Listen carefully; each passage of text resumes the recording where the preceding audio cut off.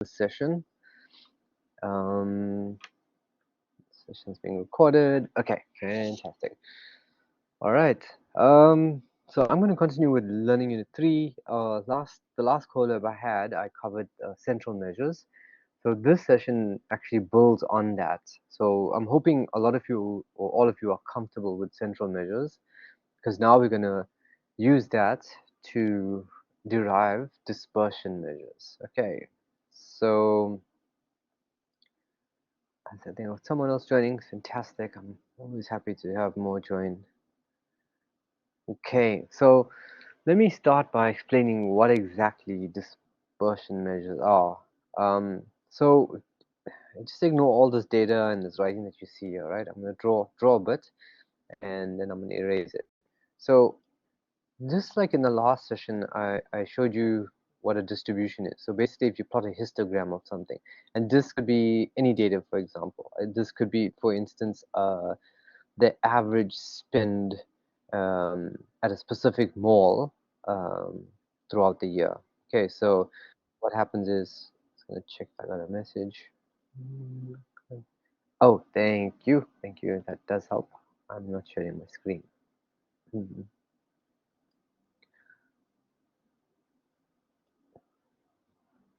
you for that. Okay, I'm gonna go back to where I was. Okay, so like I was saying, just ignore all the writing and the equations. Just focus on my blue diagram here. So I'm drawing a histogram of what people spend at a mall, for instance, right? Maybe over a certain year or something. Now, this histogram, just a few more bars, just bear with me. Okay, so there we go. That's our histogram. Now, if I draw a line, kind of just connecting the dots at the edges of this histogram, you'll get something like this, right? So now you can ignore the blue, just focus on this red. Okay, just focus on this red line. So when we talk about dispersion measures, we generally talk about, okay, how spread out this data is. Okay, so in instance, look at this red curve, and if I had another red curve, or say another distribution, say this was the spending at a different mall, you can see that this distribution is not as wide or spread out compared to the one on the left. This is quite wide, going from there to there, and then here it's much narrower. So the distribution on the right that I'm showing you, this one, it's less dispersed than this one. Okay, so dispersion measures basically tell you how much the data is spread out. And generally, it's how spread out it is around the average. Okay, so say the average is around here, you can see that this is very scattered about the average. Whereas here, if this was the average, then most of the data is very close to the mean. Okay, so I hope that kind of gives you context of what dispersion measures is about. And we're going to talk about different measures for it. Okay, so we'll get started with that, but I'm just kind of give you some sort of context of what dispersion measures are, so you understand that there is meaning to all this madness. Right. Okay, so let's focus on this data that I have on the left. Okay, so here, I'm just gonna highlight it and let's choose green. Yeah, so what these numbers are, it's basically credit card expenditures for 8 people. So 1, 2, 3, 4, all the way up to 8. We took 8 people and we observed what their credit card spending is over a month, and I put them in order for you. Okay, so lowest all the way to the highest. But always remember, as the last session, don't assume that it's going to be ordered.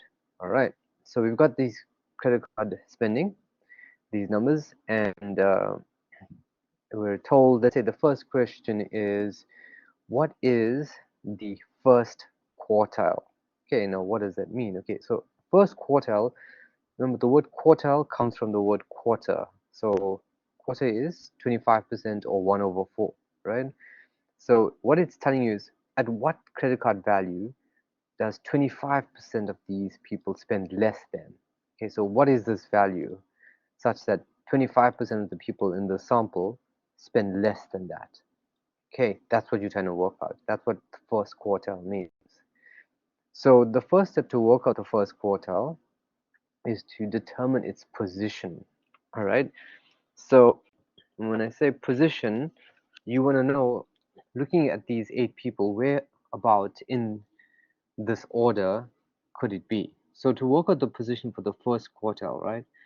Now the first thing you want to kind of identify is that, are you dealing with ungrouped data or group data? Now I know I wrote that for you here, which is kind of making it kind of easy, but remember this data is not in a frequency table.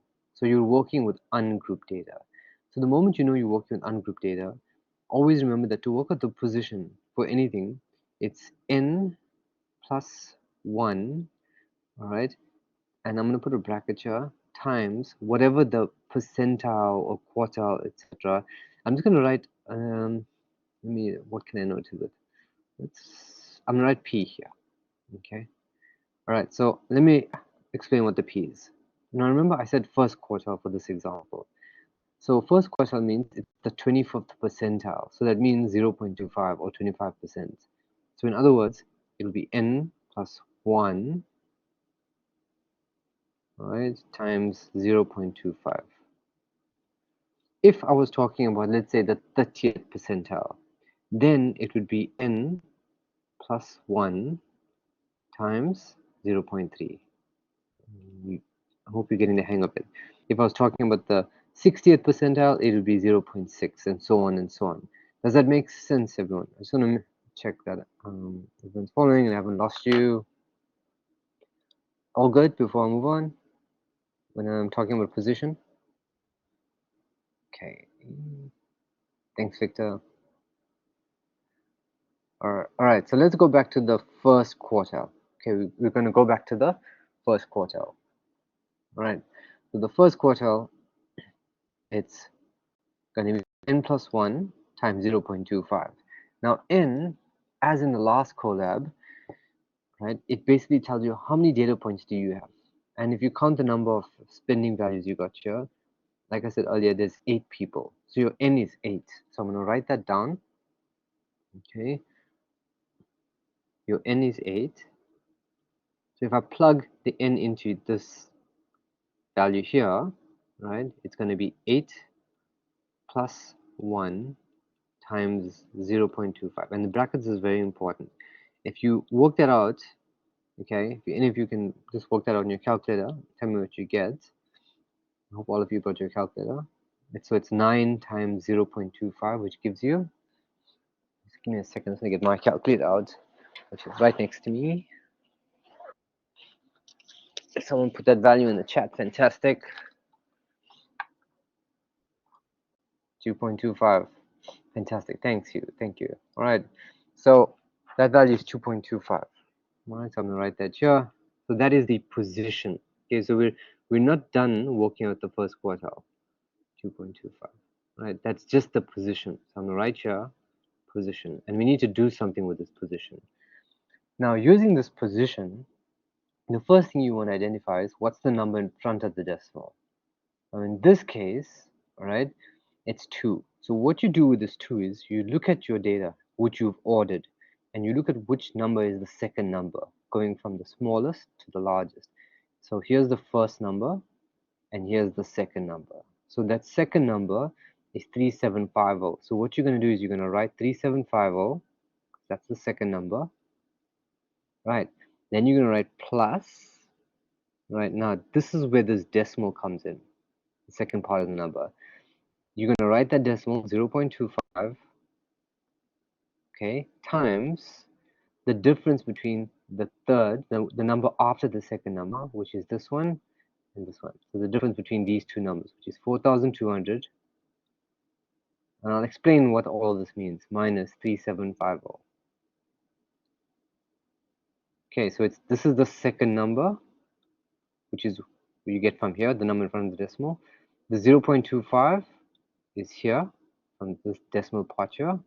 And this difference is because you got the second number here, you're going to take third number, the one after that, minus the second number. Okay, now what you're trying to do, if you plug this into your calculator, you should get an answer of, give me a second, I probably got it somewhere around here.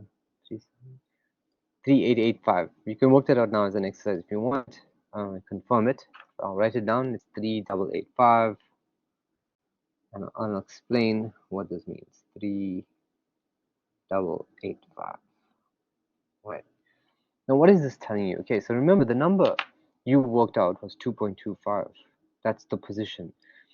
Now, because your numbers, their positions only work as integers, as in 1, 2, third number, fourth number, fifth, sixth, seventh, eighth.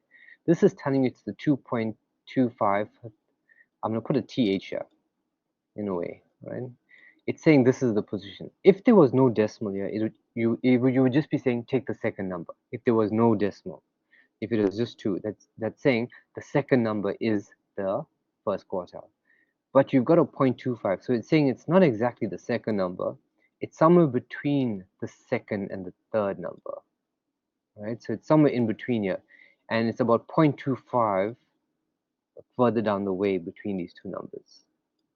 Right? So if you want the exact value, you have to do it this way here. So that's why you take the second number, and you know it's somewhere in between this distance. And how do you get this distance? Well, you subtract these two. That's the distance. And how much of the distance are you taking? Well, you're only taking 0.25 of that length. That's what you're doing here. Okay, does that make sense? You're probably not gonna be able to just memorize this and do it right now, but you will have to. All problems you work through that's similar to this, then you definitely get the hang of it. But as long as this method makes sense to you, let me check the chat. Fantastic. Okay, I'm so glad that it makes sense. Thanks everyone. That helps a lot. Always appreciate your feedback. All right, so that's the first quartile. All right, now you'll see sometimes in your textbook or your workbook, instead of doing it this way with this 0.25, sometimes, and I'm not doing this to confuse you, I'm actually trying to simplify this for you, right? I'm going to erase this here for a second.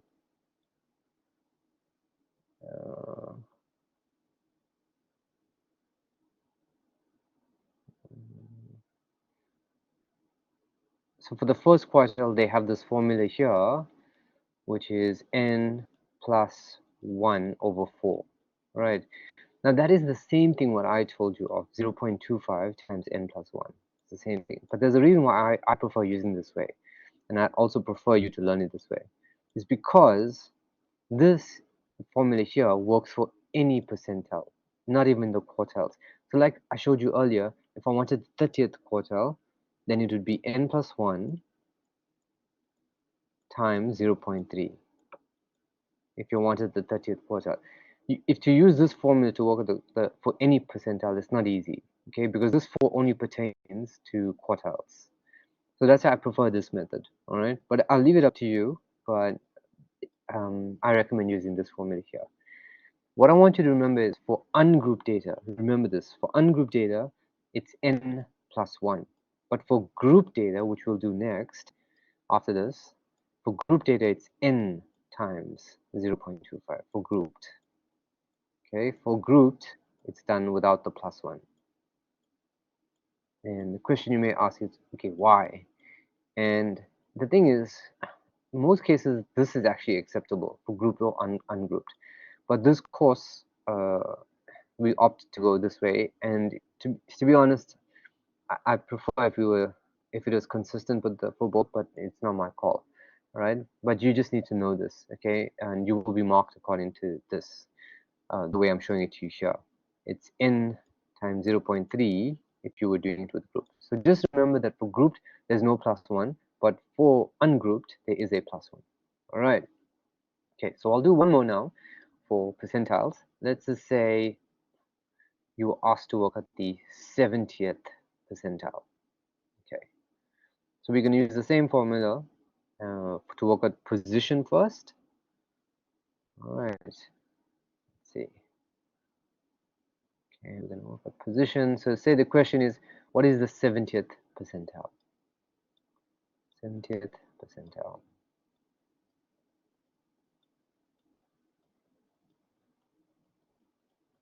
All right, so like I said earlier, we'll find the position. So we're going to replace this p with 0.7. So you're going to have n, which is 8. So 8 plus 1, all in brackets, because you do the addition first and then you do the multiplication. A plus 1 times 0.7. If you work that out for position, you should get 6.3. Okay, so we got 6.3. All right, so what do we do with these digits? So remember, we look at the number in front of the decimal, which is 6. So the first step is to look at the 6th number, which is, anyone, can you see the numbers here in order? Which is the 6th number there?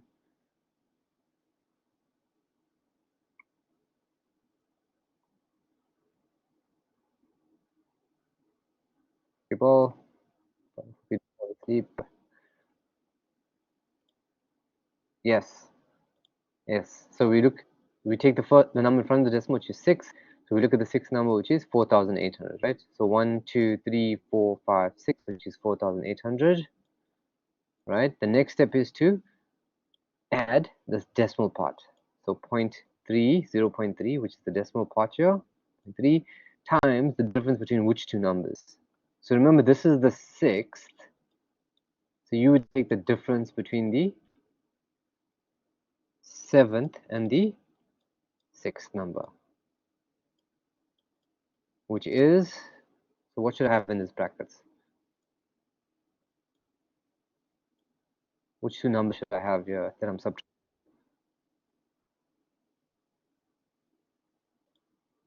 Yes, yes. Does everyone else understand that? Good, Victor.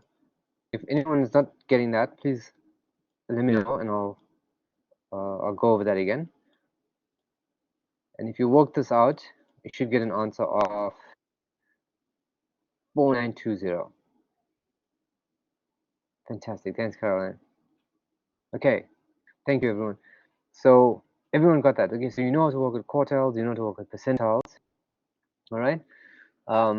That's kind of like oh, I guess that's kind of the difficult concepts for ungrouped data. Let me just move on. Okay. Let's move on to standard deviation. Okay, standard deviation is, you need to know the symbols for it, okay? So your standard deviation for the sample is S, all right? That's your standard deviation. I'm just going to write STD and DEV for short, right? If you square that S, that means if you raise it to the power 2, then it's known as the variance. Okay, so I'm going to show you with your calculator how to get these values, right? Now, I'm going to show you a long way and a short way, all right? When to use which, I would say the long way actually doesn't take that much time. So you can never get marked down if you use the long way, especially if you get it right. You'll never get marked down for it, right? But if you use the short way and say the question has a mark scheme of 3 and over, then you won't get the full marks. Okay, you can't use the shortcut to get the full marks for a 3 mark and over question. But if you use the long way, you'll always get the full marks. All right, so let me show you the short way and the long way. All right, either way. So let's go. Let's say we want the question asks to work out the standard deviation, okay, for this data. Now this is where I need you to get your calculator out. All right. So in the last session, I showed you how to get your calculator into stat mode. All right. For those of you not familiar or you don't remember it, remember the first thing you want to do is you're going to press mode in your calculator, and then you want to choose the stat option. So mode, then you choose the stat option, and then you see the option 1 minus var. You're going to choose that option. Right. Once you choose those two options, you should be presented with a x column and a frequency column. Okay. Now, because we're dealing with ungrouped data, you don't have to worry too much about the frequency. Okay.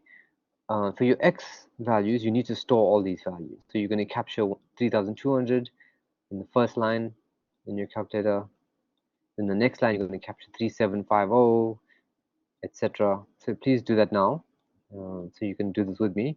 and all the way to the last number, which is 5,400. So you should have 8 numbers or 8 rows.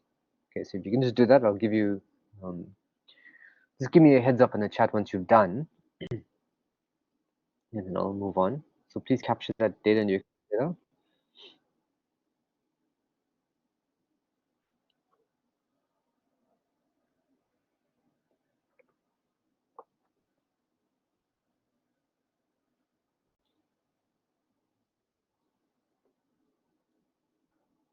Come back to it. Let me see who's done.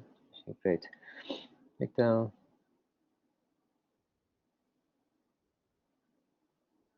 It's everyone. Okay, everyone. Let's go back here. All right. So once you've captured it all right, you can press on or AC, but do not press mode. Okay, do not press mode again. All right, don't touch mode. All right. So press your on button. All right. Now, let's do. I'll do the shortcut first, and then I'll show you the long cut, right? The long version, right? Now here's the equation for ungrouped data when you're going to work out the variance. You need to know that you need to use this one and not this one for ungrouped, okay? Because there's an F here. When you see F, then you know that's group data. So we're not using this one, we're going to use this equation. Now this equation, I'll write it out a bit bigger so you can see it. Start.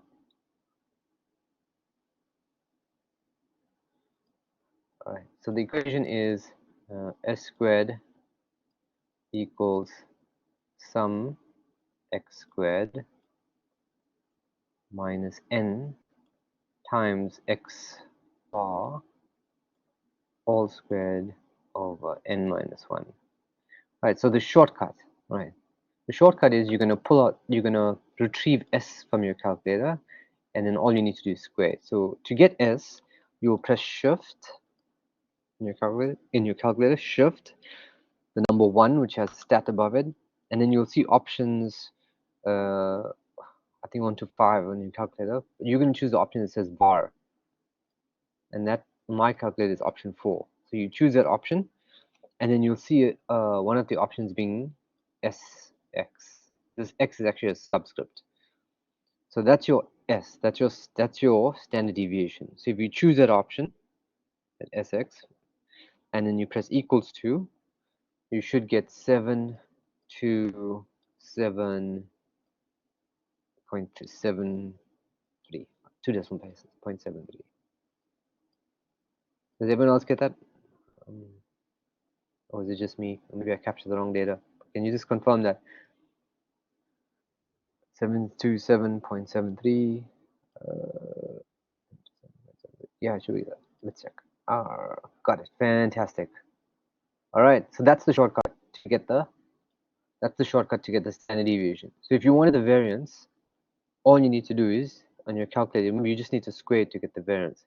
So if you want the variance, which is s squared, you'll see on your calculator there's this button here, x to the power 2. What that does is whatever you have on your screen, if you press this button, it'll square it.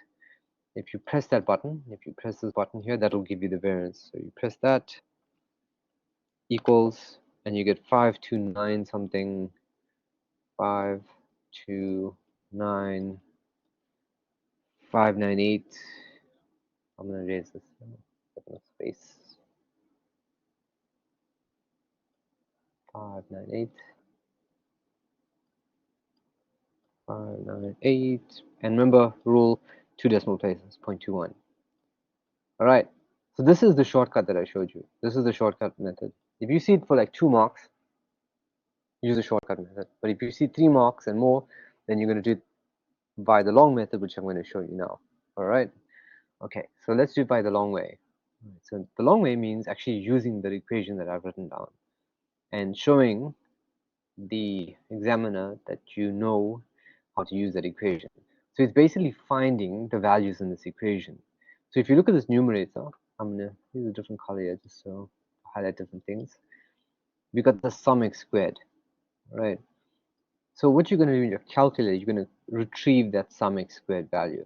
Now that sum x squared value here that I've underlined in blue, to get it, all you do is, okay, you can press on in your calculator, all right? You're going to press shift, you're going to press 1, and you'll see one of the options that says sum. my calculator is option 3, which is sum. So you're going to choose that, and you'll see all of a sudden you get the sum x squared there, because it's a summation, it's one of the sums. So if you want that value, which is what we want, you're going to select it. My calculator is option 1, so I'm going to press 1 equals, and it's a big digit. Okay, so that number there is 16168 16168 2500. I think I'm gonna have space for the rest of this stuff here. Okay, just give me a second. So that's, I'm just gonna write here. Wait, instead of writing equals to, that's your sum x squared. All right. The next thing we're going to get in the equation is your n. N is, we don't even need our calculator. It's just counting the number of values you got here, which is what we've got, 8. So your n is 8. Okay. Then the next symbol in that equation that you need is your x bar. Okay. So your x bar, now remember this x bar is squared. So I'm just going to write, if you want, you can write, just write your x bar. And remember, that's your mean, that's your average. If you want x bar, you can do it the same way we just did earlier. To get the variance is you're going to press shift 1, you're going to choose the fourth option, which is variables. Okay, and my calculates the fourth option, and then you'll see the symbol x bar there, and then you just choose that option, hit equals to, and you'll get the x bar. 444 3.75. I did say this is the long method, didn't I? All right, so now you've got everything you need to plug into this equation. You've got n, which is in the denominator and the numerator. You've got x bar, which is here, which I've underlined in blue, and this whole sum x squared is this this number here on the top. I'm not even trying to simplify it, but it's a big digit. Okay, 161,682, 500.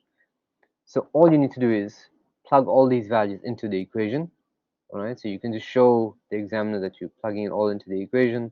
So it's 161,682, 500 minus n, which is 8, times x bar squared, which is 444, 3.75, oopsie, all squared, all divided by 8 minus 1, and you will get, when remember this is the equation for s squared, so when you work it out, you get the same thing that you worked out when you use the shortcut method, which was like that 59, what is it, 529,598. Okay, so that's the long cut method. All right, long cut, long way. It's the long way to do it, and it will be marked for it. So when you see the mark scheme as being 3 and over, this is what we want. Okay, to show us that you know how to use the equation and how to get the values for the equation. All right, everyone, that does that make sense? So this is how you work with your variance, and if you wanted your standard deviation, you just take the square root of it. So once you got that value, if you wanted s, you just take the square root of what you find here, the answer to that. I'm going to pause there for a second. Does everyone understand that? But it does make it quite easy for you to work out these values. Everyone okay? All good? Oh.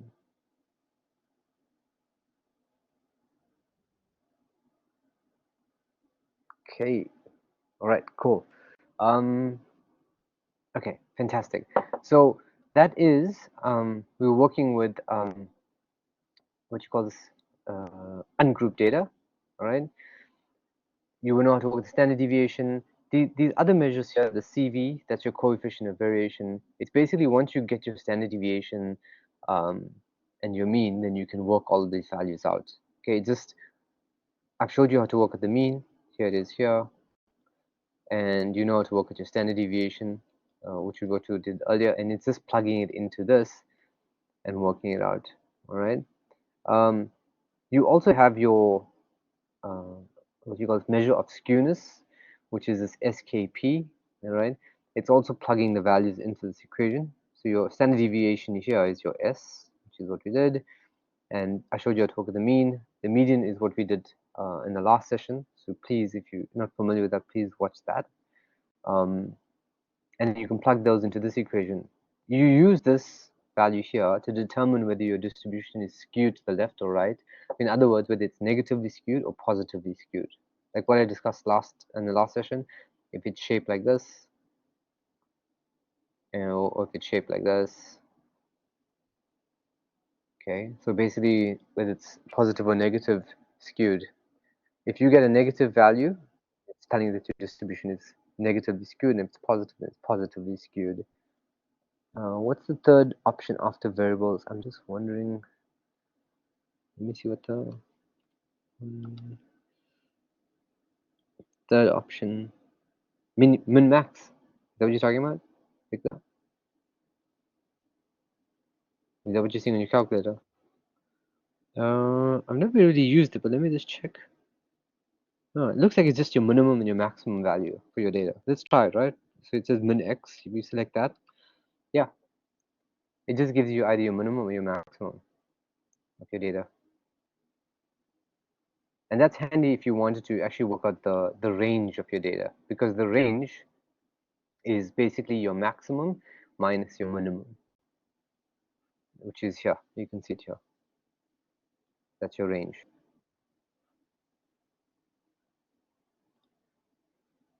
After variables. Victor, you're talking about your calculator. Remember, your calculator might be different to mine. Your options might be different.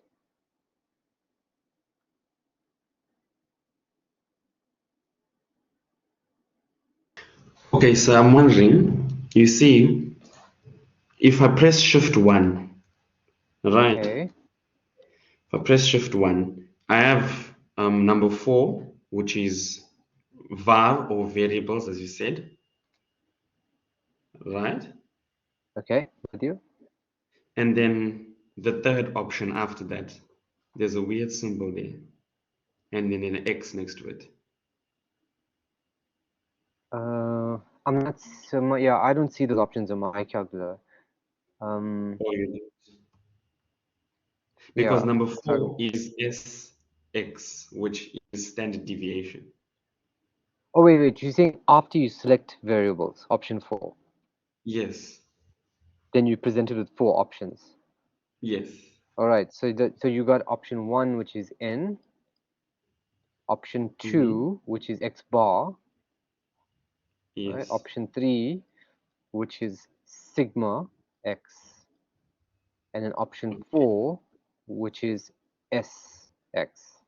Are those the 4 Right. options you're saying? Yes. All right. So n, as we said earlier, is the number of data points. X bar is the mean. The sigma x is also the standard deviation, but it is the standard deviation for the population.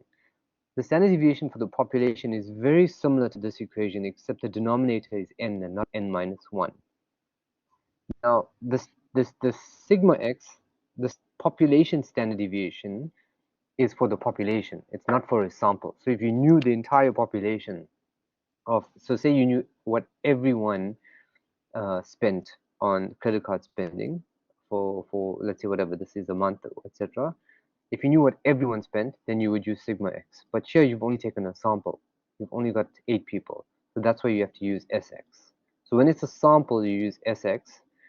Otherwise, you use sigma x. The difference between these two equations is sigma x has only n in the denominator, whereas for s, it's n minus 1 in the denominator. Does it make sense?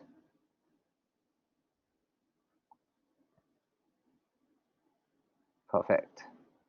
Okay, so that is ungrouped data. All right, so let's move on to grouped data.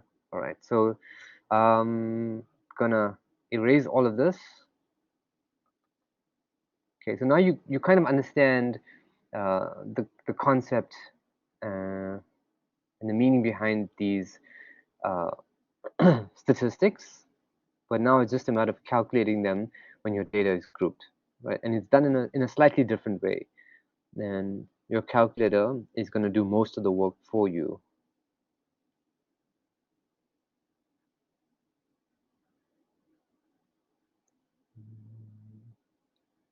Almost done.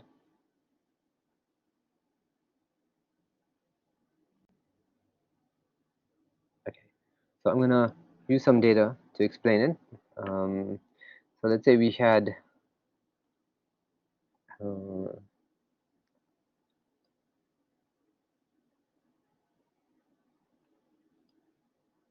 this data here. Okay, so you were presented with this data. I'll make it a bit larger so you can see it better. All right, so you have this table of data. Okay, it's given to you as in a histogram or frequency table. So what it's telling you is there's nobody. The frequency is 0 here for the first row. So nobody spent between 0 and 400 Rand. The second row is 7 people spent between 400 and 800 Rand, etc. All the way down to the last one, where it's only one person that spent between 2000 and 2400. The third column is not necessarily given to you. That's your midpoint. But if you recall from the last session, I showed you how to work this out. It's basically working at the midpoint for the interval. So if you add the 400 to the lower value, 400 plus 0 divided by 2, it gives you 200. The next one is 800 plus 400 divided by 2 gives you 600, etc. All right, so that's your midpoint. So what you're going to do here is you need the midpoints and you need the frequency, right, to plug it into your calculator. Now we got a new set of data, okay? So that means you need to overwrite the data that you already got. And the way to do it is you're going to press your mode button on your calculator. So press the mode button on your calculator. Now you're going to input new data. And then you're going to choose option stat, which is my calculator option 2. So choose stat. And choose the same thing, 1 minus var. 1 minus var. And then once you select that, then you'll be presented with the x and the frequency in your calculator. All right, and then what you're going to store for x is the midpoint. So this is your x values, and for your frequency, it's these values here. This is your frequency. So capture that in your calculator. Once you're done, please just give me a heads up in the chat, and then we'll continue.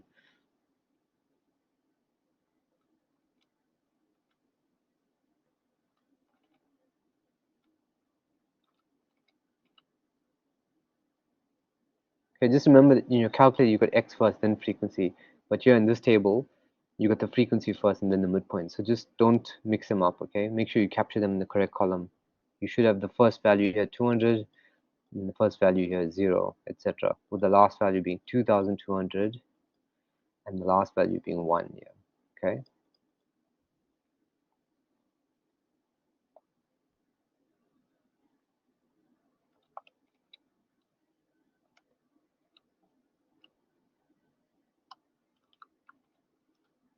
Okay, just give me a heads up once you're done.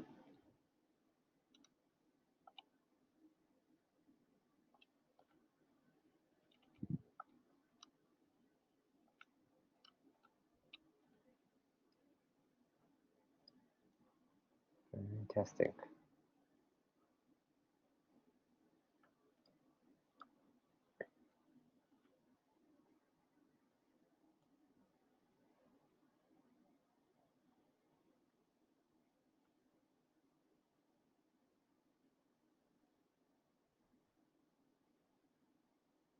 Did everyone else still capturing it, or I'm gonna check?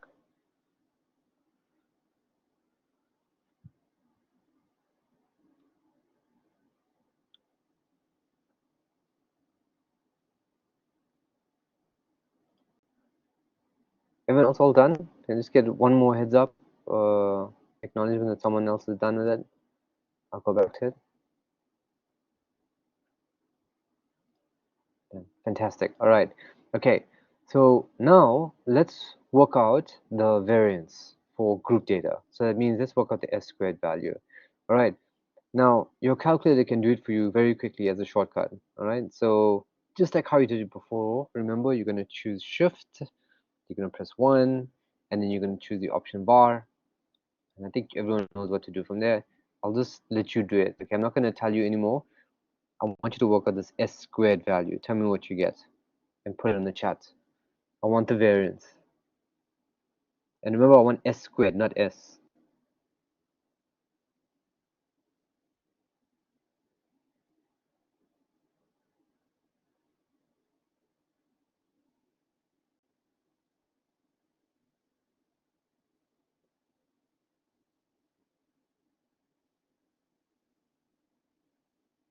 Anyone? I want the variance, let's use got that. 173, good try, let's check. Anyone else?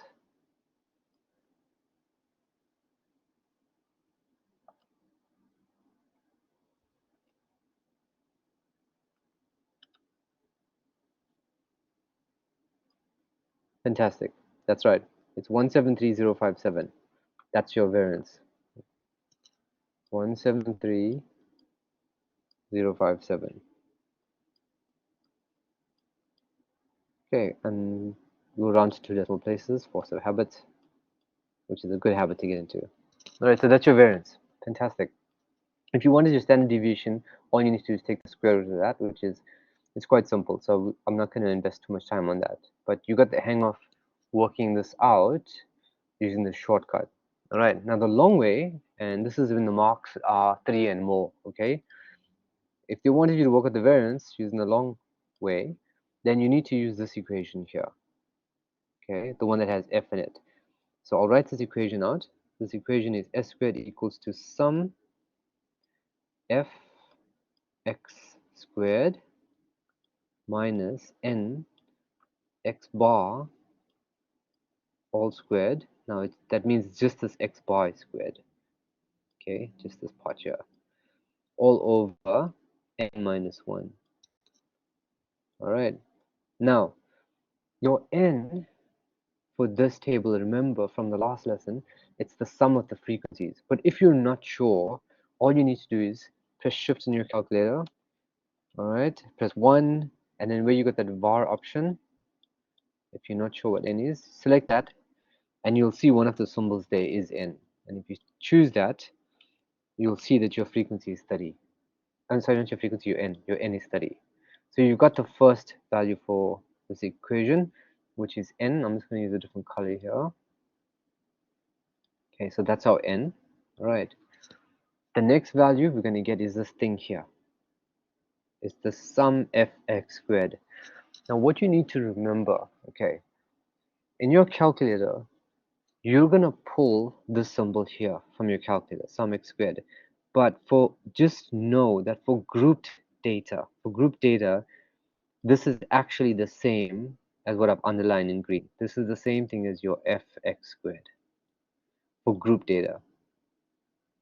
Okay, for ungrouped data, the f doesn't really matter. So these two are the same.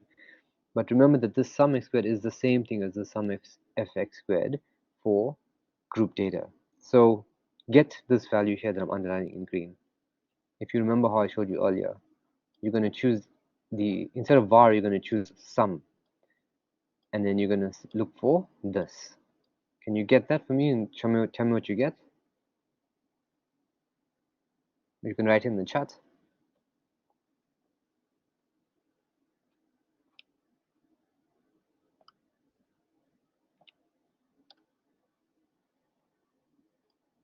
Yes, that's exactly it. Well done. Everyone give that a try.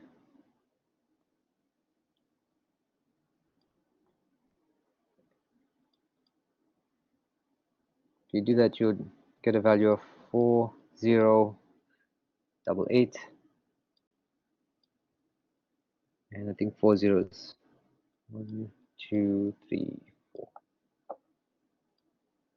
Fantastic. Fantastic. Well done. Good, everyone. So that's this part you're in green. All right. You've got this part done. This underlined part. You got the n.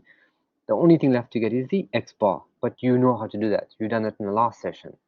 If you want your x bar, can you try that? Tell me what you get. You know how to do it. I want the value for x bar.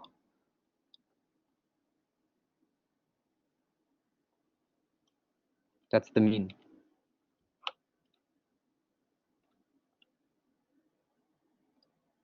Nice. Yep. That's it. Your x bar. And then, yes. Fantastic. 1093. I'm just going to stop there for a second. Does anyone want me to go back and explain something? I'm happy to do that. Please. Don't be afraid to if you're lost and you want me to just go back and explain something, I just want to make sure that everyone's following though, and all on the same page. But this is pretty much the hard stuff I've done. So you know how to get the value for every single thing in this equation. All you need to do is you plug it all into this equation, and you're in, which is 30. And if you do it this way, you'll get the same thing you get for the shortcut.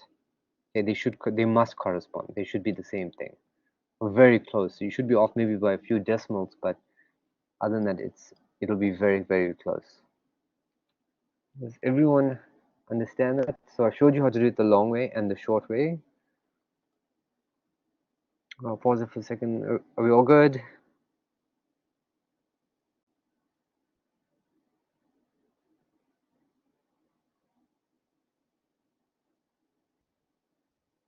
Thanks, everyone. Thank you. All right. So the last thing I'm going to finish off this evening is to work out percentiles or quartiles for group data. All right. So for that, you need to use these equations. All right. So I'll explain the formulas and all the variables that are in those formulas. All right. But it's very similar to how we did the median for group data and the mode from the last session. Okay. So let me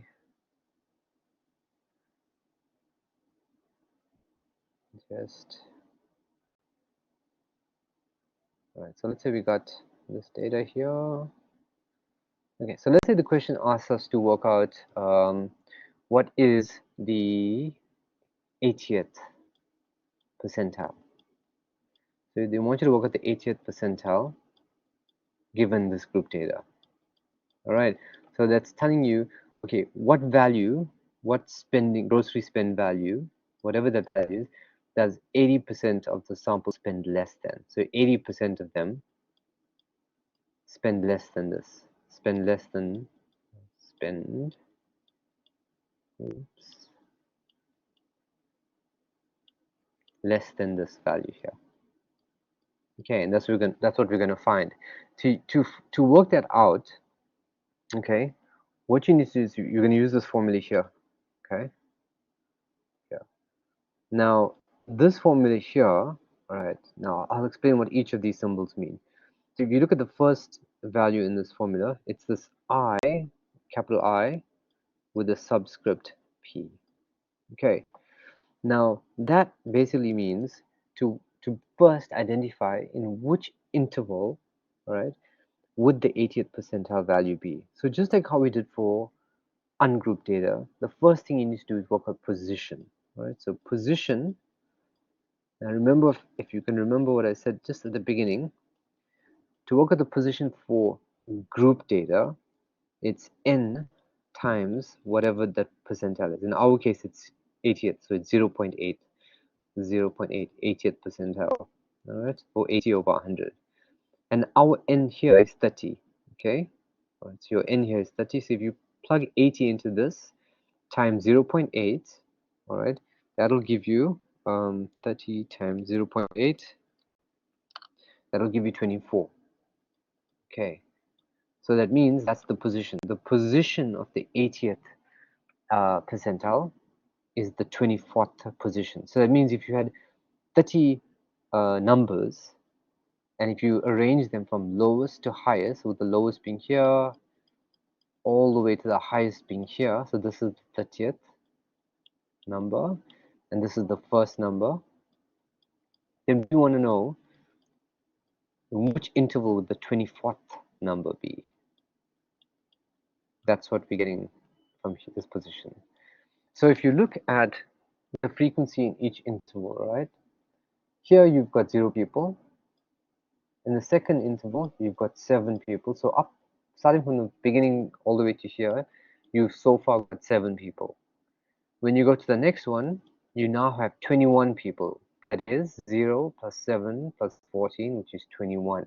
So you still haven't hit the 24th person. You're only on 21 when you get to here.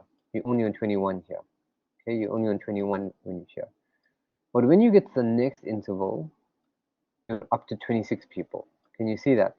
Because if you add it up 0, 7, 14 plus 5, that's 26. So that means, okay, we've overshot the mark. We now have passed the 24th person.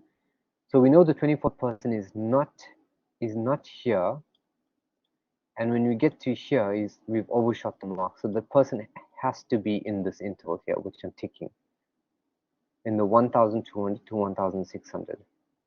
All right, so I'm just gonna write this a bit neater here. This is our interval where the 80th person is. 80th percentile, 80th percentile interval.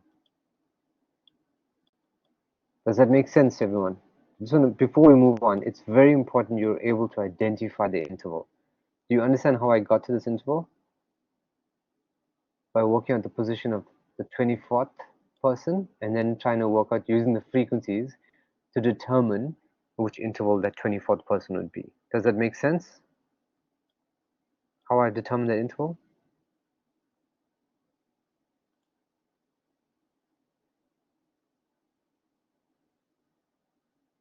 Everyone, can I get a thumbs up or no, yay or nay? Happy to explain that again. Please let me know.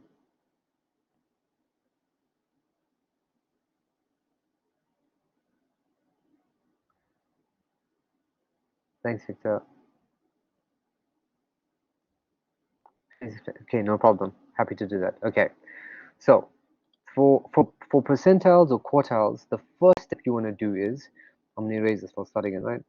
You want to work out the position of that person. So because we're working with the 80th percentile, to work out position, the formula for position is n times that percentile value. In our case, it's 80th percentile, so it's 0.8.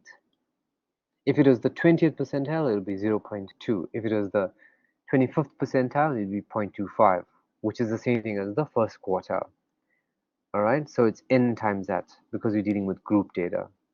And our n is 30, right, as we showed earlier. It's basically the sum of the frequencies. So your n is 30, so 30 times 0.8 gives you 24. Now that's just telling you the position of the 80th percentile. Now we don't know what the exact values are for each of these 30 people. We don't know that. All we know is that they've been put into intervals. So these 7 people that spend between 400 and 800, I don't know their exact values, but we just know that they're in this interval. So the thing is, we want to know in which interval would the 24th person be based on our result here. And how we get that is by starting from the beginning and working our way up until we get to that 24th person in terms of the frequency. So going from the first interval, which is 0 people, if we go to the second interval, we've got 7 people. So far we've got 0 plus 7, we've got 7 people. Let me just erase this here. So far when we go from here to here, we've only got 7 people. When we go from the beginning all the way to the third interval, we have 21 people. That is 0 plus 7 plus 14, which is 21. All right, when you get to the third interval. Now remember, we're looking for the 24th person. So there's no way that the 24th person can be in the third interval because we only have 21 people up to this point. So we're less than that. So the 24th person cannot be there. But if you go to one more interval, this interval here, where the 1,200 to 1,600 mark is, if you go one more down, and if you add up all the frequencies, it's 0 plus 7 plus 14 plus 5, that's 26 people. So that means, yes, that 24th person has to be here because we have more than 24 people. We have 26. So that 24th person is in this interval here. Does that make sense? How I've obtained that interval? And it's very important you identify which interval that 80th percentile person is in. Make sense?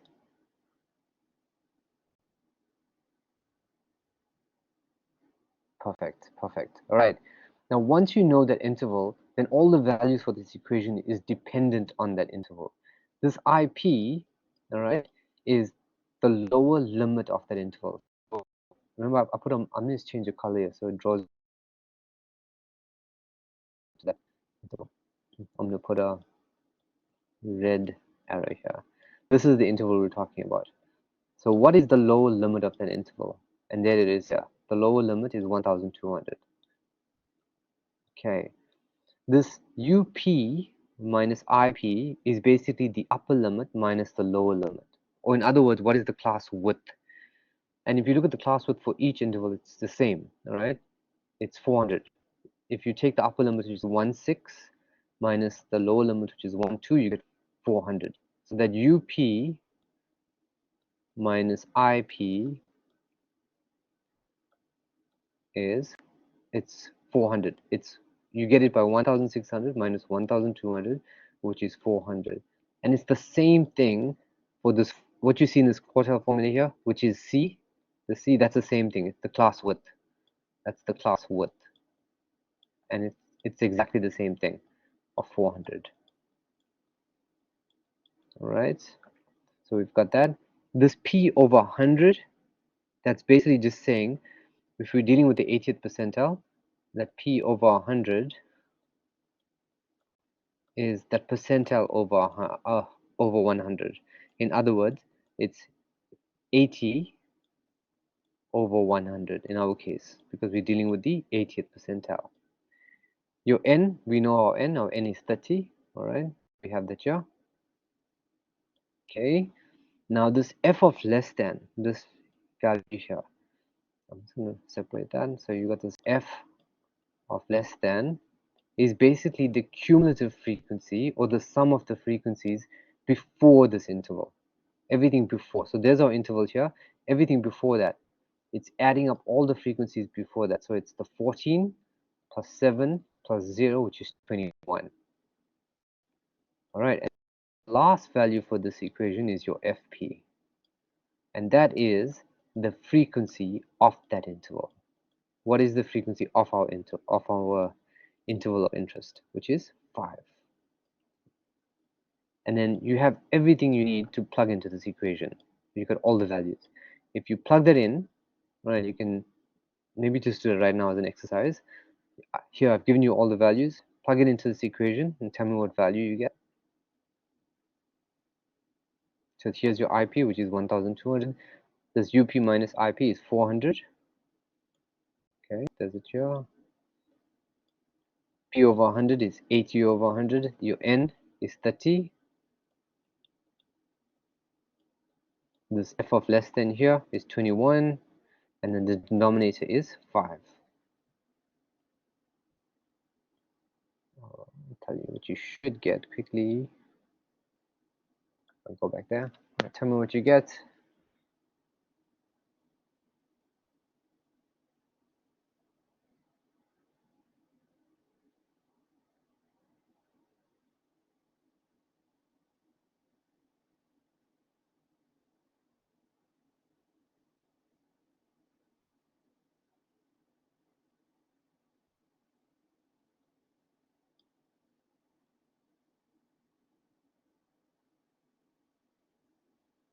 Okay, hoping I didn't lose everyone. But if you're working out, the answer you should get for the 80th percentile is 1440. That's the 80th percentile. And how you can sense check that is, remember, we said our 80th percentile is in this interval, which is going from 1200 to 1600. So whatever value we get must lie in that interval. And in our case, it does. This 1440 is within those limits. So we're most likely right. That's a sense check for your answer. Does everyone understand that? So yeah, it is very important that you understand what these symbols mean in the equation. You have to learn them off. You won't be given the meaning of these symbols. You'll be given the formula, so you don't need to memorize that, but you have to understand what each symbol in the formula means. 211. Yeah, no, it's like, Victor, that's your sense check. Your sense check is that you check that that number isn't outside the interval. If it doesn't, there's an error somewhere. So what you can, it's probably just, you probably just entered it weirdly in your calculator, and that's where you went off.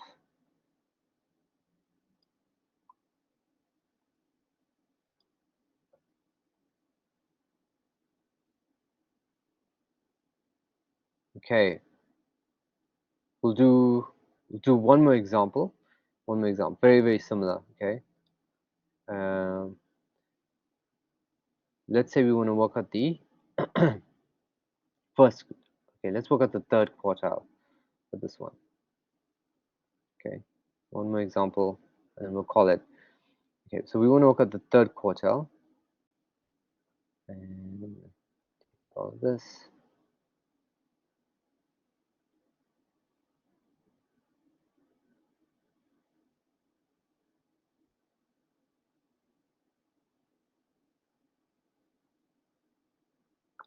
All right, let's go. All right, so the third quartile, that's where you would use this formula here, Q3 for group data. That's your third quartile. All right. So just like before, you need to identify which interval is the third quartile in. So remember what I said earlier about position? To work out position, it's n times whatever that percentile in it is. Now third quartile, as it says, 3/4. Third quartile is 3/4, which is the same thing as 3/4 or 0.75, 75%. It's the same thing. So it's n times 0.75, or if you feel more comfortable, you can write it like this, n times 3/4. It's the same thing. And if you work this out, remember your n is 30. So if you plug that in, so 30 times 0.75 equals 22.5. So that's the position, but we will round this off. For group data, we don't rely on the decimal. We just round it up to the next value. So it's the 23rd position. That's just the position. Okay. Now, just like how I showed you earlier, to work out which interval the 80th percentile would be in, right? Now we have the 23rd person. So which interval would the 23rd person be in?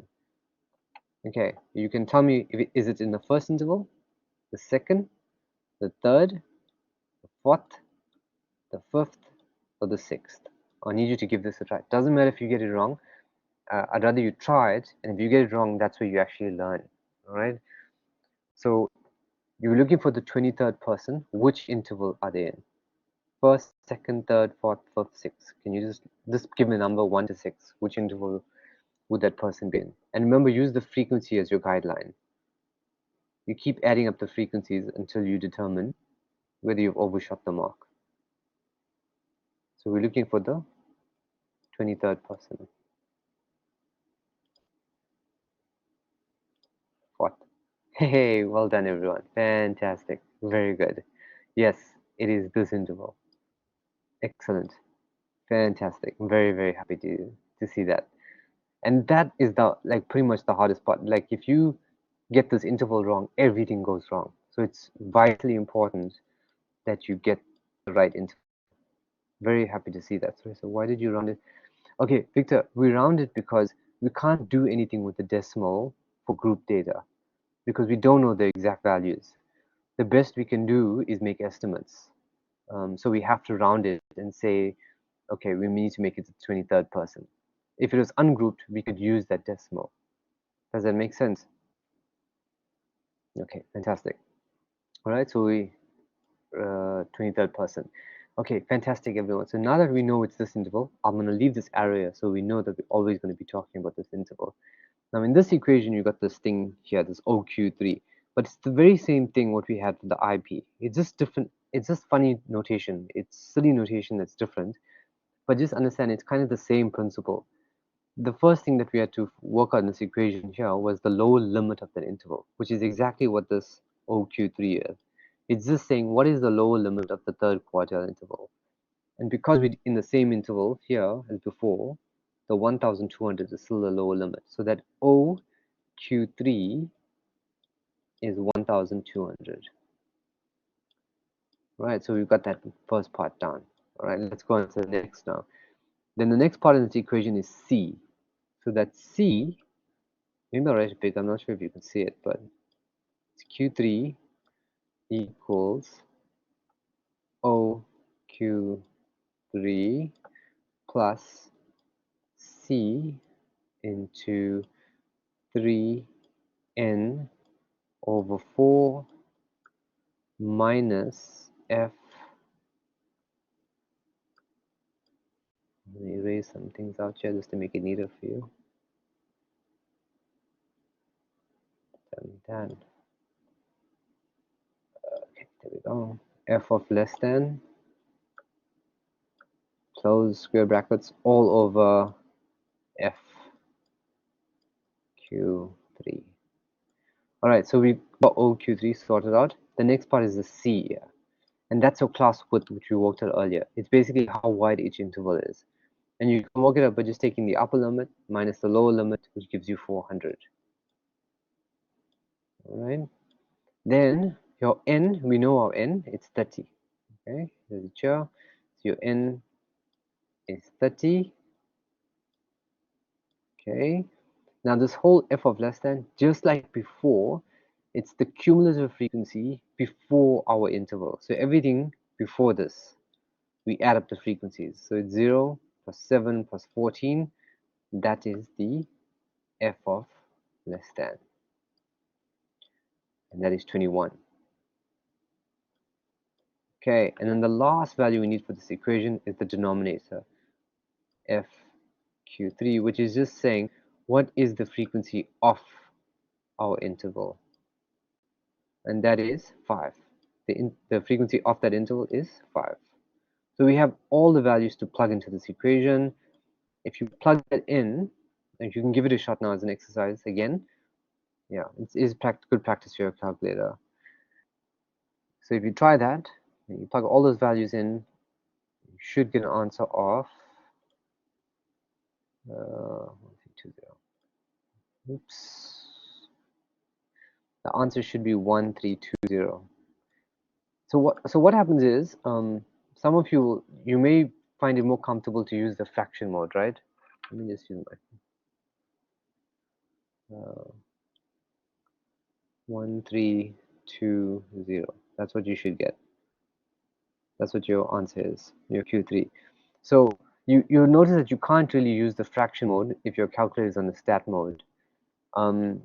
If you want to use the fraction mode, you're gonna have to select mode and choose the option comp on your calculator. But the thing is, when you do that, you lose all your data. So you'll have to do this working here, knowing that you lost all the data from this table.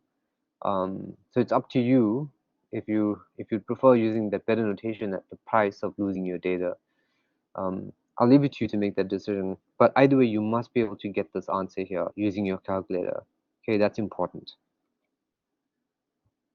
Does anyone else get it after plugging the value into the equation?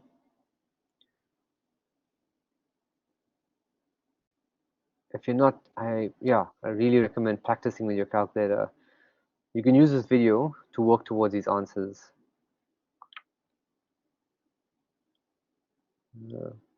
Fantastic. Okay. And yeah, that's it. That's what I wanted to cover today. I'm hoping a lot of it made sense to you. So now you're pretty much done with learning unit 3.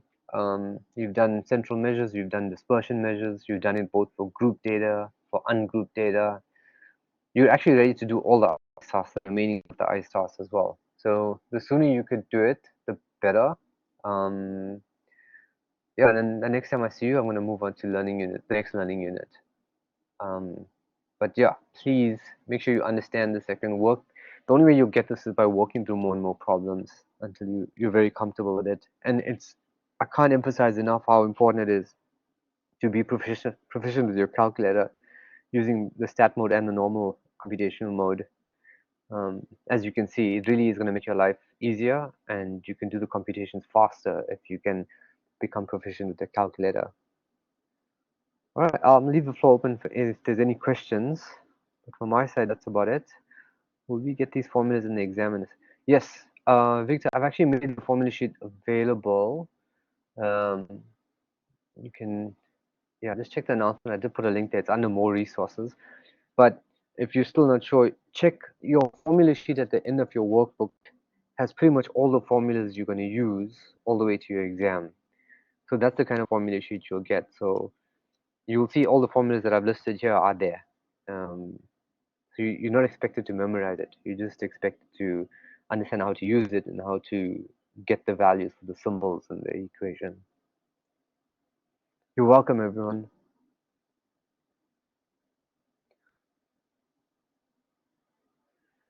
Yeah, that's it from my side. Please feel free to ask any other questions.